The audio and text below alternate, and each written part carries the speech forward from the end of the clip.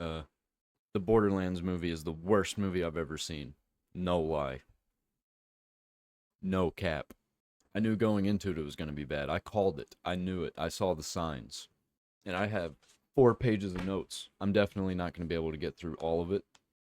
And I can tell you, if this movie is a 5 out of 10, Dragon Ball Evolution is a 9 out of 10. At least I can sit down and laugh at the ridiculousness that was Dragon Ball Evolution. There is nothing funny in this movie. This movie is just bad, bad.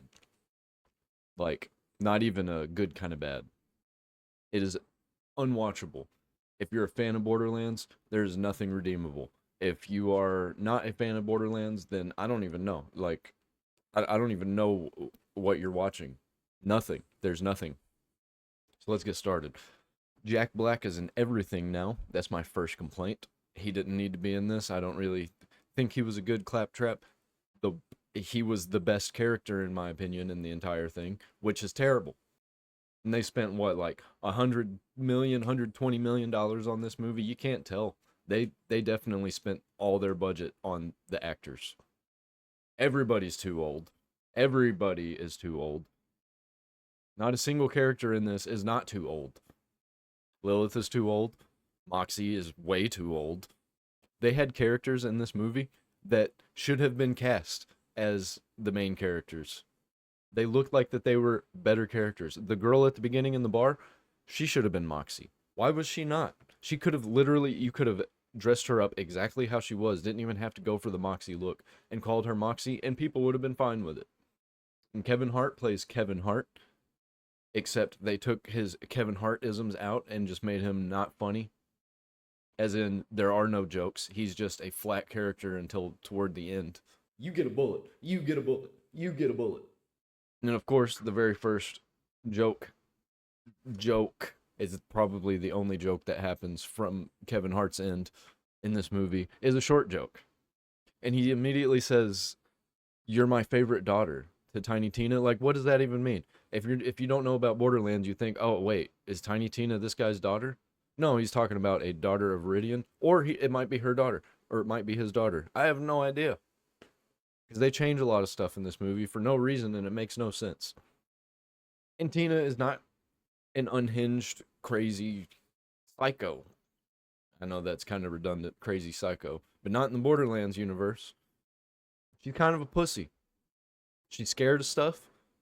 She should not be scared of stuff at all, even if she's like pretending, which she's not. She's legitimately scared sometimes, and that's just not a thing that Tiny Tina does. I kind of feel sorry for the actress that plays Tiny Tina. I'm sure she has no idea who Tiny Tina was, but that's not really her fault. That's kind of the director's fault for not pointing her in the direction of being that character. When I don't mind if an actor doesn't know anything about the character. Sometimes I prefer it. Like Walter Goggins in Fallout, he didn't know anything about being a ghoul, and that I think is what made him the most iconic ghoul of the entire Fallout genre or series. I almost called Fallout a genre. It kind of is. Does not look good. This movie does not look good at all. It looks like a YouTube movie, like a movie that was made by a YouTuber with no budget. This looks like a no budget movie. I could make a better movie than this. Just filming out in the desert, I could make a better movie. Lilith is old. That's on there. Nothing at the beginning of this movie, at least, looked Borderlandsy to me. It kind of looked like normal everyday life with some sci-fi elements thrown in, which there weren't very many. It was kind of just the like hologram stuff. The Borderlands band, the Heavy, gets a little cameo song in this. "How You Like Me Now" is in this, and let me tell you, I don't. I don't like you now.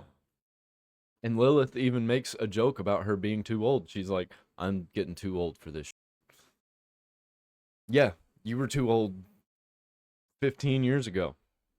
Because Lilith is supposed to be like in her 20s. And there's a lot of Twitch acting in this where people like, I don't know what it's actually called. There's an actual word for it. Overacting is probably a better descriptor, but it's a certain kind of overacting. It happens whenever the camera like is just focused on somebody and it's still too long, and they're just standing there and you can just see them like move their head a lot, and you can tell they're acting. I don't know how to explain it. I'll leave an example. I can't believe you've done this. Jax, shut up. There's something that I have to tell you. My mother left me there with the bandits. Just like overacting with the facial expressions, because you could just been like, my mother left me there with the bandits, and that's way better than whatever they were trying to do. There's a part where a guy, he dies, and his face gets taken over by the hologram thing. The guy can like take over their masks that are holograms, which is, I think, is a weird thing. Like, I don't think that happens in Borderlands at any time, does it? I mean, it's not impossible for it to be in the Borderlands universe. It's just kind of a new thing that I don't recognize. But the guy's face gets taken over while he's dead on the ground, right? Cool. But another guy's face gets taken over while he's alive, and it takes over his body, and the guy is like moving around acting like he's that guy. And I don't understand how that works. I don't think it would work like that. It was kind of dumb. It was extremely dumb. Everything in this movie is extremely dumb. Marcus, kind of cool. He kind of fit the part. He should have been in it more, I think, because I think it would have at least saved this movie a little bit, like 1%, a little bit. The timeline doesn't really make sense. Nothing makes sense. Like, where does this take place? Does it take place during the time of Borderlands 1? Because they've met Tina, but Lilith and Roland haven't met. But they met in Borderlands 1 or before Borderlands 1. I don't know. I don't know what the lore is. Everything just kind of is thrown together and doesn't make sense. Claptrap's intro is forced and bad. Like, hey, check it out. I'm Claptrap. Everybody knows Claptrap, right? About the Borderlands series. You've at least seen the commercials. And there's absolutely no blood, no violence. I mean, it's violent, I guess, in the fact that people die and there's fighting, but you don't really see none of it. You don't see any of it. It's got a lot of the cameras shaking around, and like every time that a gun shots, it's a close up on the gun. Gunshots. Every time the gun shoots, it's a close up on the gun. You never see where the bullet hits. And even when you do see somebody outright shoot somebody, like in the face, there's no bullet hole. This is a PG-13 movie. That's why you don't see any of this, which doesn't make sense for a Borderlands title. No edgy jokes. Nothing. Acting's garbage. Tiny Tina's acting's garbage. Whenever she says, "I really love my daddy," I cringed. Like, why was that even a line? The lines in this movie are garbage. Like, an AI wrote them. Like, not even... It's like the brave AI wrote them. Does anybody remember Harry Potter and the... Is it the Sorcerer's Stone or Chamber of Secrets? It's one of the two, where they're riding the brooms, and Harry Potter's riding around, and he's trying to catch that ball. That's about on par with what the video effects in this movie are like. And what's with Nox? Nox is a lesbian. Looks dumb. Doesn't make sense. Why'd you change Nox? She, like, rides up with her hover bike thing. And they say, "You in what army?" And she's like, "The one right behind me." What? Why would you... Who wrote that? And why would you let that be a line in the movie? You could have taken out all of the dialogue. Her pull up. They look at her.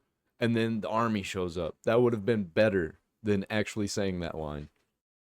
I feel like this movie's just moving along, one scene to the next. Doesn't know where it's going next. It just keeps going to the next place, the next thing. No plot. The plot is basically, we got to get to this vault, and we're going to get to that. Oh, and Tiny Tina is special, and Lilith is not special. Okay, there's the part where they're in the, like, thresher place, and there's like thresher piss gonna happen, and Tiny Tina refuses to roll the window down for no reason. Like, I think they wanted it to be a comedy bit, and they're showing the, like, Tina's unhinged, she's not gonna listen, she's crazy. No, she's dumb for not rolling the window up, because obviously roll the fucking window up. And there's no character development. When there is, it's forced and makes absolutely no sense for the rest of the movie. And everything is so boring. They decided to have two comic relief characters. You got Claptrap and you got Krieg. And Krieg is awful. He doesn't move his head whenever he talks. Like, you see how my jaw is moving up and down whenever I talk, and I kind of got inflections in my head whenever I talk and inflections in my body. This dude does not. It's like he just stares at the camera and then they add his voice in post, which is exactly what they did. Bobby Lee's in this movie. Why? They could have left him out completely. He wasn't funny. There were no funny lines. He was Roland's ex-roommate. He was a pretty good roommate, apparently, which, haha, in real life, Bobby Lee and Kevin Hart are comedians and they know each other. Haha. One thing that bothered me the most in this movie is Moxie has a southern accent. Don't know if you've played the Borderlands video games, but Moxie hates her accent and she hides it until Borderlands the pre-sequel, and she's still trying to hide it from you. It's ridiculous. And there are no member berries at all. I would have enjoyed a little bit of member berries. There are no member berries. There's no cameos from other characters. The Mordecai's not in this, Brick's not in this. None of the other characters are in this. Tiny Tina's in this, but none of the characters from Borderlands 2 are in this. And like, everybody looks like they're everyday people, and they're just wearing Borderlands costumes, but not even really Borderlands costumes, because they still look like they could walk around and in the everyday society and nobody would bat an eye. Nobody would look twice at them and think that they're not normal looking. Tannis is old. Moving on. Lilith is got a problem with everybody. She has got a problem with everybody. She has no charm at all. She's just pissed off at the world. No redeeming qualities.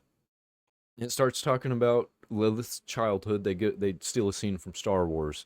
Claptrap shows a projection of Lilith's mother, and you get a little bit of backstory about Lilith. And I changed my mind. Go back. Don't do the character development for this movie. I don't want no character development. It's bad.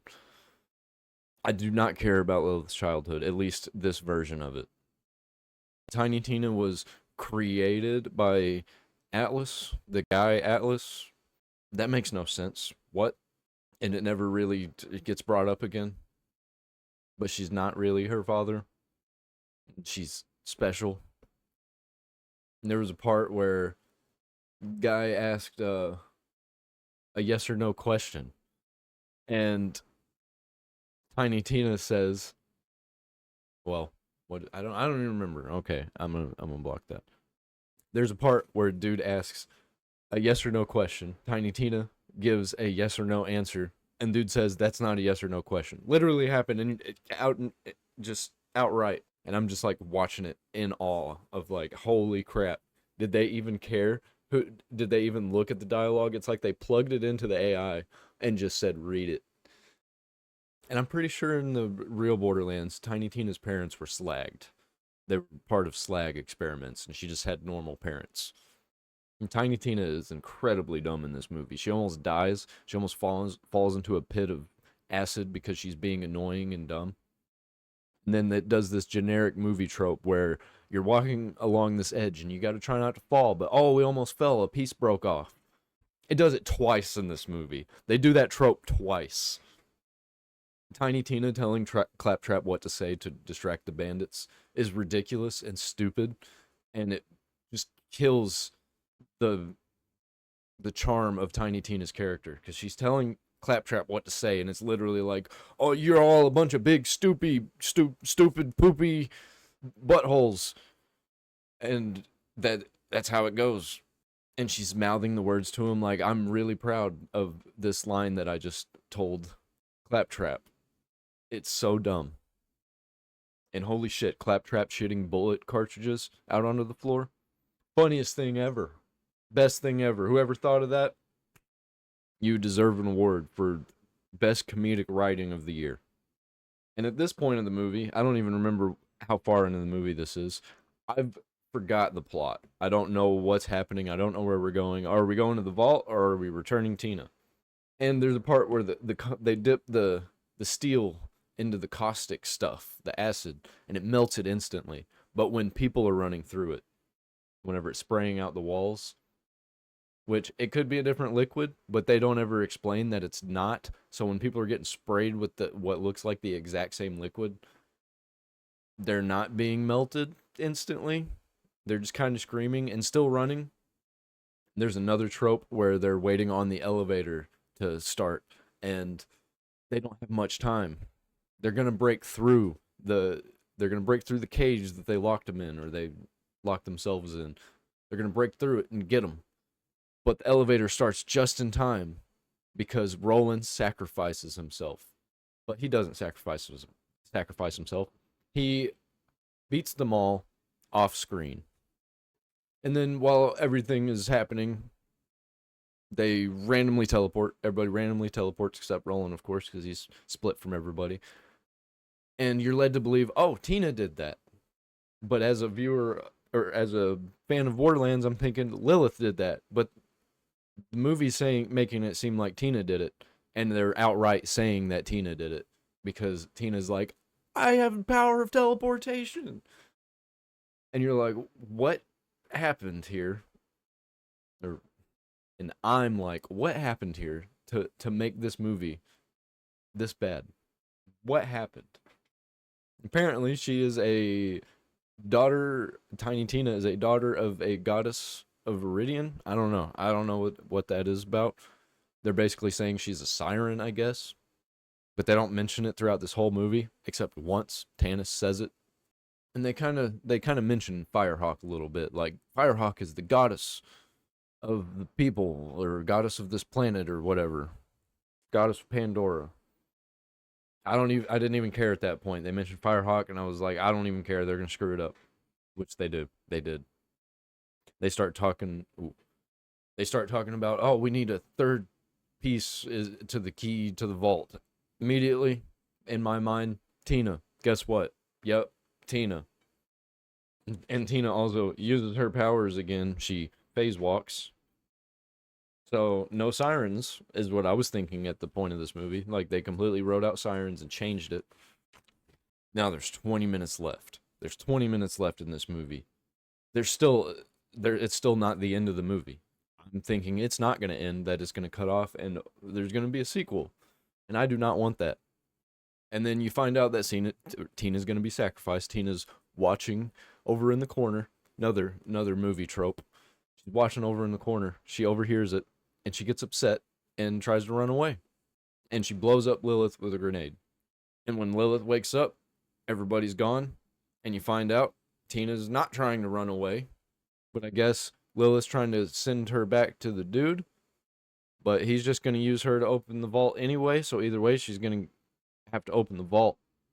And there's going to be a fight. So, like, we know this as the viewer, what's going to happen. Why are they just dancing around it? And Lilith wakes up so she can realize, oh, this place that we've been at for a little while, I recognize it. This is where I got left in my childhood. Remember that childhood memory that we had earlier? Yeah, that's this place that I'm at, just suddenly, that I didn't recognize. What are the odds? And there's an Easter egg, if you're paying attention, in Lilith's house that she grew up in. There's an anarchy symbol. The Borderlands anarchy symbol. And it looks like it was drawn by a child. And it probably was drawn by an adult who has the mind of a child. The mom's talking about, like, oh, it's your destiny, you're the hero, you gotta do this. And I'm just like, oh, siren? Siren? Nope. Still no siren. And then the ledge scene happens again. Bait and switch. Lilith is the siren. This whole time we've been leading you on. Plot twist, Lilith was the siren the whole time. I hate this movie so much. It's like they did it on purpose. It's like all of these movies are always bad on purpose now. It's even worse if they're not. They try to have a little sad moment. It's not sad. There's nothing. It was just cringe watching people try and cry. And it doesn't. Lilith gets powers, doesn't explain her powers. Like, what kind of powers does she got? Apparently she's got Maya's powers, because she's able to do the, like, phase shift thing where she levitates people.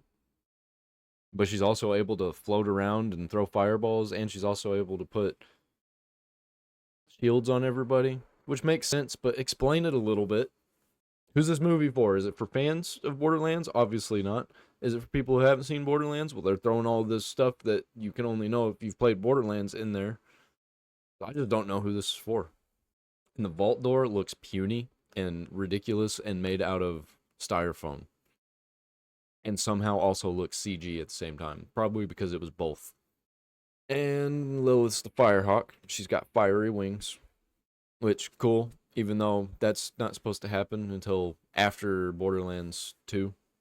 Or after the pre-sequel and into Borderlands 2. And the one time they don't do the shaky cam fights, it's slow and it sucks because everybody's just moving around or standing in one place and all the villains are moving around and they're all just shooting and they're getting hit in the shields with the bullets, and Roland does the you get a bullet, haha joke. Probably the funniest joke in the entire movie. And Lilith finally opens the vault, and they go in the vault because dude kidnapped Tina and makes them go in the vault, and Lilith just grabs them and walks in, and everybody just acts like it's normal. They get in there, this doesn't even faze them. They're just like, oh, this is pretty. And then you don't get to see the vault monster. You just see its little tentacles, and it looks lame and tiny, and grabs the dude. And that's it. They walk out. They walk out of the vault. What was the point? Why'd they go to the vault? What was in the vault that they wanted? They didn't even get anything out of the vault. They just go in there, leave the dude in there, and walk out. So what was the point? The point was the party at the end of the movie. When they can end it and roll the credits. That's what the point of this was. Congratulations. You wasted your money on watching this stupid movie. Do yourself a favor and never pick up this movie again. Do not pay money for it. If you absolutely want to watch it on streaming. Because you're going to feel bad about spending money on this stupid movie. That wasn't stupid enough. I give it a -1 out of 10.